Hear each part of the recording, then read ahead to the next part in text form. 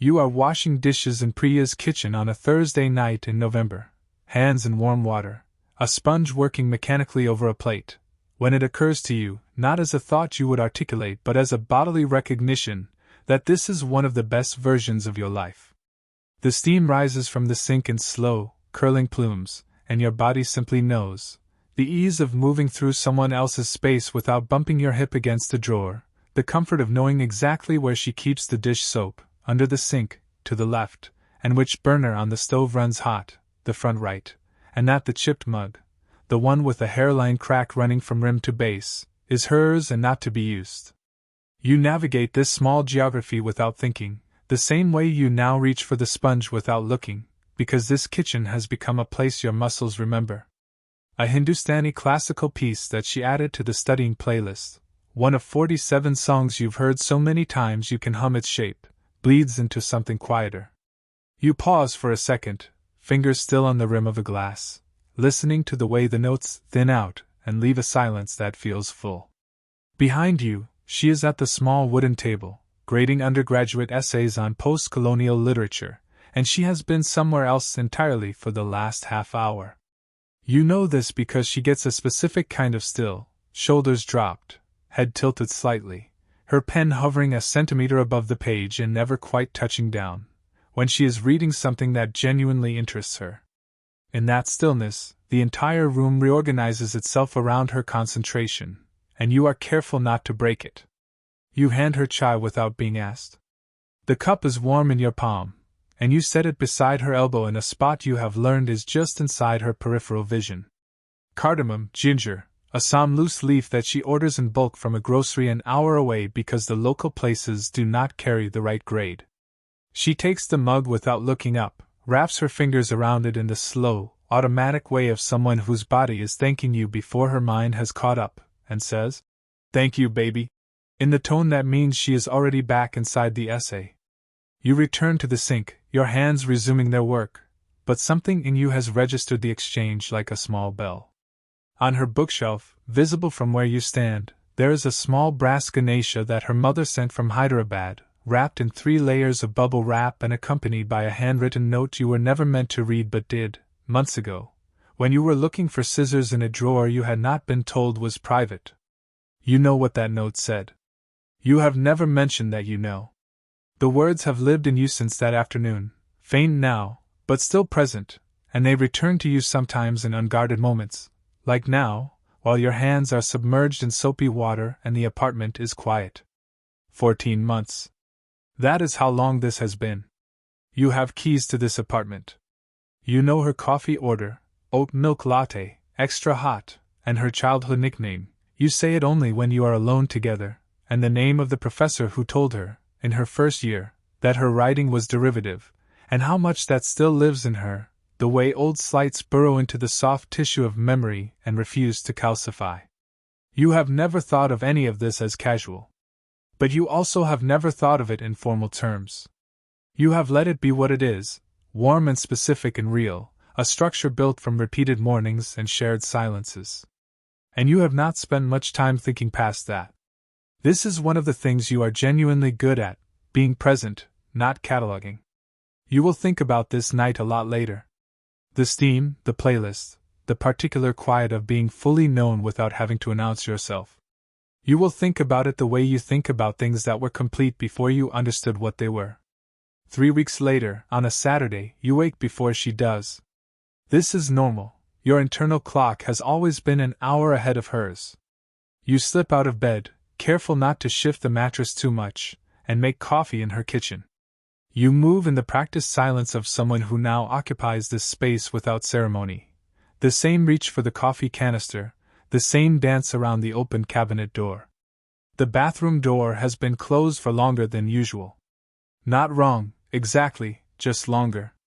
You register the length as a small deviation from routine, the way a pilot registers a slight change in cabin pressure, and then you pour your coffee and look at your phone at nothing in particular, scrolling past headlines without reading them. When she comes out, she is holding something with the grip of a person carrying a thing they cannot put down and cannot keep holding. Her knuckles are pale around it. She sets it on the kitchen counter next to your coffee. She does not say anything. You look at it, white plastic, 2 inches long, a small oval window with 2 pink lines so definitively, irrevocably pink that there is no possibility of interpretation. You look at her. She has been crying, but not recently. Her face has the particular calm of someone who cried alone for an hour before you woke, then composed herself in the bathroom mirror, and is now waiting to see what you do first. The 2 pink lines sit on the kitchen counter next to a mug that says, "World's okayest human," which your sister gave you as a joke 3 Christmases ago. The mug has always been slightly absurd. In this moment, it is almost unbearable. You sit down. She sits across from you. The first 30 seconds are silence. You will count them later, involuntarily, the way you count the space between lightning and thunder, and it will be 40 seconds. It will feel like a room you were both standing in before either of you spoke. You ask how long she has known. She says since yesterday. You ask why she waited. She says she needed a night. The word, night, lands heavily, carrying the weight of all the hours she spent alone with this knowledge while you slept. You say okay, and then you say, "What do you want to do?" It is the right question. You believe this genuinely. You believe in asking rather than assuming, in giving her the first word. What you do not examine, sitting across from her at 7 in the morning with cold coffee and 2 pink lines between you, is that asking what she wants also means you have not yet had to answer for what you want. You will understand this later. Right now it feels like consideration. She says she wants to keep it. She says it carefully, the way a person says something decided before the conversation began but that needs air to become real. Then she says the second sentence, the one that changes what kind of conversation this is. "My parents are going to have to know everything." You say of course. She shakes her head, not a disagreement, a correction. No. They're going to have to know who you are. What this is. What it means. You ask what she means by what it means. She is quiet for a moment, her hands flat on the table, fingers pressed together as if in a small, private prayer. Then she says, "In my family, this doesn't happen outside of marriage. We're not going to be able to keep this casual." The word casual lands wrong. You do not say this, you sit with it. 14 months. The keys. The chai. The note from Hyderabad you were never supposed to read. You have not thought of any of it as casual. But you understand, hearing the word in her mouth, that casual was not a description of how either of you felt. It was a description of a formal structure, and in the world her parents live in, formal structure is the only structure that counts. Feeling is not legible to them. Arrangement is. That afternoon you go back to your own apartment for the first time in 4 days. Your couch is less comfortable than hers. You have always known this and never particularly cared. You sit on it now, the cushions sagging in their familiar way, and open your laptop. What you do next is the most honest window into yourself that you will get for a very long time, and you will not recognize it as such. You spend 2 hours on a Google rabbit hole that begins with "How to tell Indian parents about an unplanned pregnancy." Moves through Reddit threads and Quora answers, one of which has 847 upvotes and makes you feel briefly like you have entered a parallel universe, and lands on a 47-minute YouTube video by a British Indian woman titled, "What My Parents' Silence Actually Meant." You watch 31 minutes. You take notes. At the top of the notes you write the phrase, "honor adjacent obligation," and immediately feel embarrassed by it, the words sitting there like a stranger at a family dinner, and you do not cross them out. You tell yourself this is research. What it is, actually, is a thing you do when reality outpaces your ability to be inside it. You convert it into a problem with a literature. If you can understand a thing systematically, it feels like it is still partly yours to manage. The notes, the tabs, the British Indian woman on YouTube, all of it is a way of standing slightly outside what is happening to you, rather than in the middle of it. You are very good at standing slightly outside things. You almost text Priya a photo of the notes. You don't. You're not sure why, and the not knowing opens a small, cold space beneath your ribs. A week later, at a restaurant she chose across the city, one neither of you has any associations with, which is its own kind of information, you learn about Arjun. The restaurant is called Ritu. It is candlelit and slightly nicer than your usual places. The lamb Rogan Josh is $22, and Priya orders sparkling water, no wine. You notice the absence of wine before you notice anything else. Its meaning sits in your chest while she talks. Her father is a cardiologist. Her mother does not work outside the home, a choice her mother made and defends fiercely, and about which Priya has spent years developing opinions she keeps largely to herself. They live in Fremont, in a neighborhood where the median home price is $1.3 million. Then she tells you, matter-of-factly, with a dark red cloth napkin folded in her lap, that her parents have a specific person in mind for her. Have had since before she moved here for her PhD. His name is Arjun. He is an engineer in the Bay Area. His family and her family have known each other for 11 years. She says this as a fact, not an apology. You have known, in the abstract, that Priya's family had expectations, known it the way you know things you have filed and not opened, acknowledged but deferred. You did not know about Arjun. The specificity of him, his name, his profession, the 11 years of family history that predate your existence in her life, makes him real in a way the abstraction was not. You feel something that is not quite jealousy and not quite anger but that lives in the same neighborhood as both. And underneath it, something quieter, the first genuine reckoning with how little you understood the world you walked into. The bread basket sits between you untouched. The candle makes everything warm in a way that feels incongruous with what you are discussing. She drives home separately. You sit in your car in the restaurant parking lot for a few minutes, not going anywhere, the engine running, the heater blowing weakly against the window fog. 3 days after that, your phone rings at 11 at night from a California area code you do not recognize. You almost let it go to voicemail. You answer it instead for a reason you will not be able to articulate later, something about the time of night, the specific frequency of unease that has been living in your chest for 2 weeks. You answer it on the bridge overpass, heading nowhere in particular the way you do sometimes when the apartment feels too still, and then you pull over because the voice on the other end says your name correctly on the first attempt, and you understand immediately who this is. Dr. Venkat Krishnamurti does not sound angry. This is the first surprise. His voice is measured in the way of a man who has long since learned that measured is more effective than raised, and the measurement is more frightening than anger would have been. He says, "My daughter tells me you are serious about her. I would like to understand what that means, in practical terms."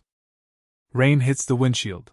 The orange bridge lights smear through the water. Cars pass at highway speed, each one a small jolt of noise. You are still. He asks your salary without apology. He asks about your family, not in terms of their emotional health, but in terms of what they do, where they are from, what they have built. He asks what your intentions are. In practical terms, and he uses that phrase 3 times in 22 minutes. Each time he says it, you feel the particular discomfort of a man who has been living in the realm of feelings being asked to produce a blueprint. You answer every question honestly. Some of the answers are not sufficient. You know this while you are giving them. The call ends. You sit on the overpass in the rain for another 10 minutes, the windshield wipers marking a slow, repetitive tempo, and then you drive home. You tell Priya about the call the next Saturday. She is not surprised. She asks what he said, and you tell her. She asks what you said, and you tell her. She is quiet for a moment in the way she goes quiet when she is choosing how to say something she has already decided to say. Then she says, "He's going to want to meet you. And when he does, he's going to want to know you're not temporary." You ask what temporary means. She pauses, a small breath in, and then, "It means he's going to want to know we're getting married." The word married arrives in a room that was not prepared for it. You have thought about marriage in the abstract. You are 31. It is not an idea foreign to you, but you have thought of it as a thing that would present itself when it was ready, organically, the way the relationship itself had, warmly, without forcing. Now it has presented itself in the context of a pregnancy and a California cardiologist, and an engineer named Arjun who has been occupying a position in the architecture of Priya's future since before you were in the picture. None of this is the way it was supposed to go. You are not sure, sitting across from her in the apartment that now smells like both of you, that you had a version of supposed to go. She is 8 weeks along. She has had one OB appointment, a Tuesday at 2:15 p.m., which she went to before you had finished talking through what you were. She has an ultrasound photo on her phone. She has not shown it to you. You have not asked to see it. You look at the kitchen counter where the test sat 3 weeks ago. She has thrown it away, which is the reasonable and obvious thing to do. Its absence does not feel like absence. The 2 pink lines exist now in your body, in the specific weight that lives in your chest every morning when you first wake up, before you remember why. You go home that night and call your mother. Your parents' kitchen has off-white cabinets with brass handles and a calendar from a local hardware store that is always 2 months behind. Your mother makes pasta while you talk, rigatoni, stirring mechanically, the way she goes automatic when she is processing something. Your father drinks Coors Light from a can and asks 2 questions. Is she going to be okay? And what do you need? These turn out to be the right questions, even though they do not feel like enough. Your mother asks, do you love her? It is the first time anyone has asked you this, including Priya. You realize this with the start that you try to keep off your face even though you are on the phone. You say, yes. I think so. Yes. Your mother nods in a way you can hear, a small, soft sound of acceptance. Your father finishes his beer and opens another one. Telling your parents makes it real in a different register, not more real than the test or the phone call in the rain, but real inside your own history. You can see yourself from a slight distance, sitting in the kitchen where you grew up, and you understand that you are now a person to whom a specific, permanent thing has happened, and the person you were before the counter in November is not a version you can return to. Your parents cannot help you navigate what is coming. They will love you, and they will show up, but they have no map for this particular territory. This is something you understand in the kitchen with the hardware store calendar and the rigatoni, without either of you saying it. The flight to San Francisco is 5 hours and 47 minutes. You have a window seat. Priya is on the same flight, 12 rows ahead. Her parents do not know you are traveling together, and so you are not. You ordered ginger ale somewhere over Kansas and did not drink it. The small plastic cup sits on your tray table, the bubbles long gone, and the land below is flat and enormous and indifferent. She texted you the ultrasound photo a week earlier. You have looked at it 40 or 50 times. It shows something that looks like a question mark in a small gray sea. You do not know exactly what you feel when you look at it. That is honest. You feel something specific and not small, but it does not yet have a name you recognize. Somewhere over the Rockies, in the specific altered state of being at altitude in a pressurized cabin with nowhere to go, you understand something you have been administering to yourself in pieces. You have already decided. Not in a way you announced or performed or even fully admitted, but the decision has been made in the gradual way that some decisions get made, not in a single moment, but in the accumulation of mornings, in the weight in your chest, in the 47 ultrasound views. You have been delivering this decision to yourself in doses you could manage. That is the most honest thing you can say about the last 2 months. You are not sure if that constitutes choosing. You will sit with that question for a long time. The Krishnamurti house is larger than you expected, newer, 2,800 square feet in Fremont, in a neighborhood that has the particular quality of ambitious care. Lawns precise, driveways clean, everything maintained at a standard that communicates something about the people inside. Near the front door, there is a rangoli, geometric, careful, red and white powder arranged in a pattern that is both decorative and deliberate. It stops you for a half second. Not because it is unfamiliar, you have seen rangoli before, but because of what it declares about the kind of home this is, a home in which these things are done, in which they are done with care and without irony. Dr. Krishnamurti greets you at the door. He is shorter than he sounded on the phone. He shakes your hand firmly and holds it a beat longer than necessary, not aggressive, evaluative. His wife, Meena, appears from the kitchen with chai before you have sat down.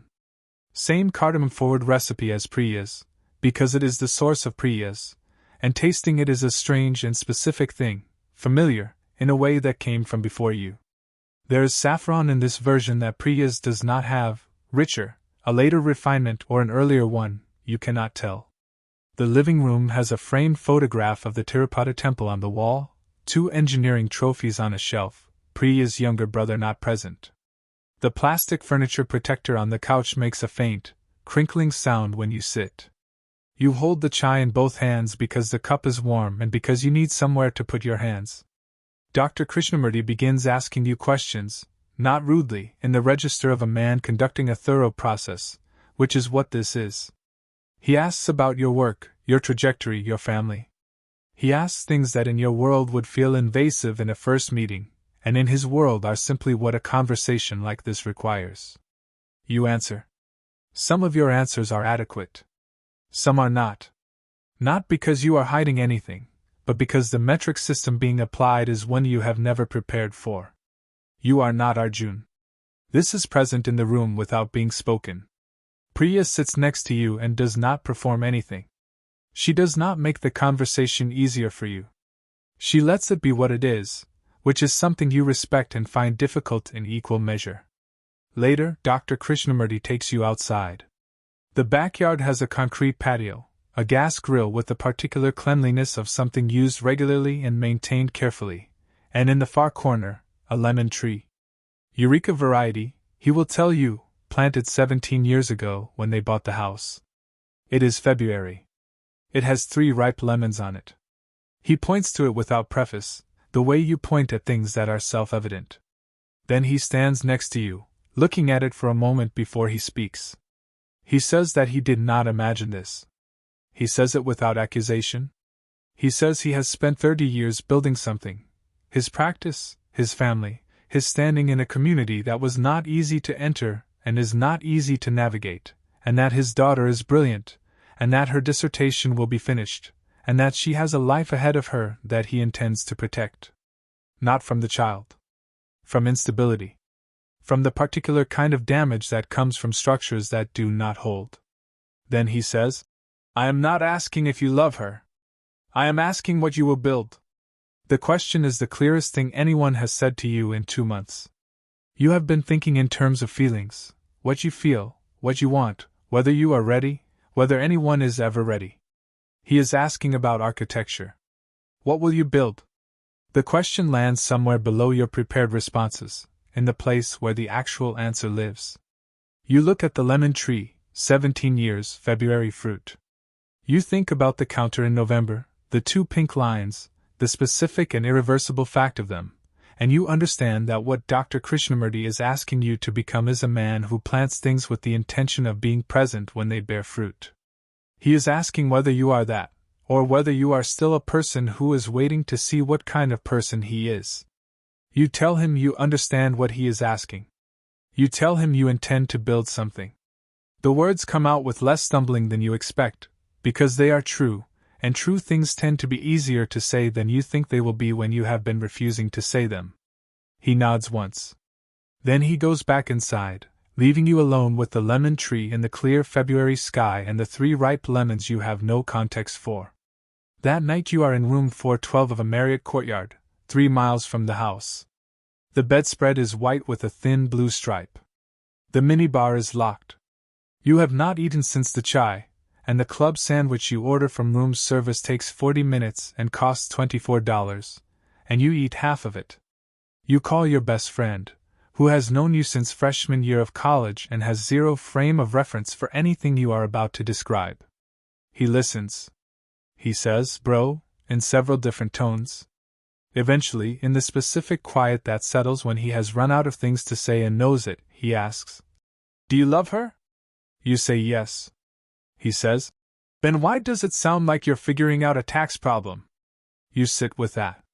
Room 412, blue striped bedspread, half a club sandwich. He is not wrong. You have been solving this like a problem with a solution, making notes, running scenarios, administering doses of a decision you had already made, as if process could substitute for presence. The observation lands not as an accusation but as a description, and descriptions have a different kind of weight than accusations. After the call, you open the ultrasound photo. The question mark in the gray sea. You look at it for longer than you have before. You let it be what it is, which is enormous and specific and not manageable, and you do not try to manage it. Sunday morning early. Priya texts you a location, a stretch of waterfront near the marina where the fog is still sitting on the bay and the water is gray-green and cold-looking, and there are joggers and one man walking a white dog large enough to seem implausible. She is in a winter coat. Her silhouette is different now, not dramatic, just changed, a change that has been happening and that you have been noticing in your peripheral vision without naming. You name it now, walking beside her in the 54-degree morning. You are 16 weeks from something. From someone. You walk 2.3 miles without talking much. This is not uncomfortable. It is the specific silence of two people who have been through a lot of talking and have reached a place that is on the other side of it. The fog shifts. A cormorant sits on a piling. She says, "I know this isn't what you planned." You say, "I'm not sure I've ever planned anything." She laughs. It is the first time either of you has laughed in almost 3 weeks. The laugh does not fix anything. It just puts the two of you back in the same space, not the space of the pregnancy, or the parents, or the architecture of obligation, but the space of 14 months, the keys, the chai, the studying playlist, the particular way she goes still when an essay is actually interesting. The space that was already there before the counter in November.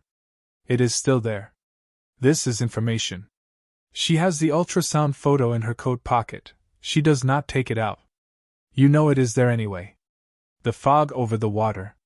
Back at the Krishnamurti house that afternoon, both parents are present and Priya is present, and the conversation has the particular quality of something that was discussed before you arrived. Dr. Krishnamurti says that the family's position is this: they will support Priya, and they will accept you, on the condition that you demonstrate your commitment in a way that can be understood by the people around them. Which means engagement, formal, with a timeline before the baby is born. He says this is not about what they want. He says it is about what Priya will need from her community, from the legibility of her own life, from a structure that the people who love her can recognize as real. He says, "We are not asking you to become something you are not. We are asking you to become something you will need to be anyway, sooner than you planned." Beneath the words, you hear something you were not expecting. Not an ultimatum from a position of strength. A negotiation from a position of grief. His plan for his daughter is gone, the plan that involved 11 years of family history and a man named Arjun and a specific, legible future. That plan is gone, and he is not asking you to replace it with an identical one. He is asking you to be real. To be a structure that holds. You look at the rangoli near the front door, visible from where you sit, the precision of it, the patience it required. You think about the lemon tree in the backyard, and the question about what you will build, and the question mark in the gray sea on Priya's phone, and you understand, sitting in this room, that the gap you have been living in, between the life you were moving through and the life it was always moving toward, has closed. It closed gradually over the last 2 months, and now you are on the other side of it. You say yes. Not to the formal terms or the timeline or the negotiations that will follow about ceremony and family, and the specific order in which things must happen in her community. You say yes to the actual question, which is whether you are a person who builds or a person who waits. You say yes to that.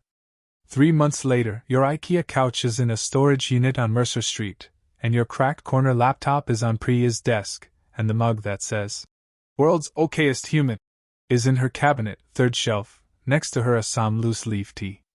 The Ganesha is still on the bookshelf, but you have stopped seeing it as an artifact. It is furniture now. This is the specific transition that means you live here. She is 7 months pregnant. Her dissertation is 287 pages plus appendices. You are managing a project at work that is 6 days behind schedule, which feels both mundane and incongruous in a way you have mostly stopped noticing, because the mundane and the monumental have simply merged into the life you are living, which is the thing that happens when you stop waiting to see if a life is real before you move into it. The engagement was announced last month.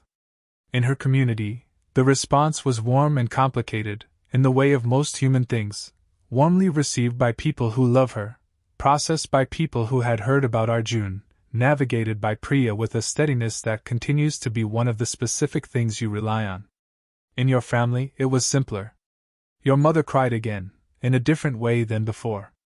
You have a name in the nightstand drawer that you have not said out loud yet, your grandmother's name, converted, sitting as a sound that works in both languages, which took you 3 weeks of quiet research and 1 conversation with a linguist friend and 1 conversation with Priya's mother, who gave you a specific look that you will carry for a long time. The ring is yellow gold, not what you would have chosen independently, non-negotiable, it turns out, in the best way. One morning at 6:52 a.m., you are making coffee in a kitchen that is yours the way this apartment is yours, completely, without ceremony.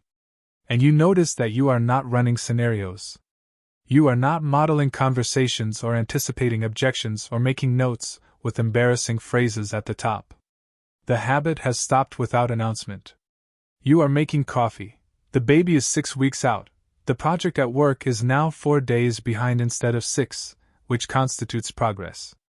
You carry the coffee to the bathroom, set it on the counter, and look at yourself in the mirror. The counter has 2 sides now, her shampoo on the left, Kerastase, which costs more than you would have spent and about which you have stopped thinking, and yours on the right. The delineation happened naturally, the way most real things do. On the counter beside your mug, there is a bassinet setup guide folded open to page 4, which Priya was reading before she fell asleep, the S&O Smart Sleeper, which you argued about buying because it cost $1,695 and seemed excessive, and then bought anyway because the arguing was never really about the money and you both knew it. You look at yourself. You look like yourself. You also look different. You are not sure these are opposite things. You are going to be someone's father. This has been true for 7 months. You have allowed it to be true in a managed way, in doses, in the gradual administration of a reality you have been making space for without fully opening the door. You stand in the bathroom at 6 in the morning and let it be the only sentence in the room. It is enormous and quiet and belongs completely to you, and not to any version of yourself you had previously planned. The bassinet guide, the 2 sides of the counter, your coffee getting cold. You pick up the guide and look at page 4, which shows a diagram of a mesh insert you have not yet attached. You will do it this weekend. You know where the box is. You know how long it will take. You set the guide back down. The morning light comes through the frosted glass window and makes everything the color of something just beginning. Most people walk through the door before they know it is a door. They find out later, in the accumulated weight of what follows, the phone calls and the kitchen tables and the men with lemon trees who ask questions you were never trained to answer. If they are paying attention, they come to understand that the pink lines were never the beginning of the story. They were just the moment the story became visible.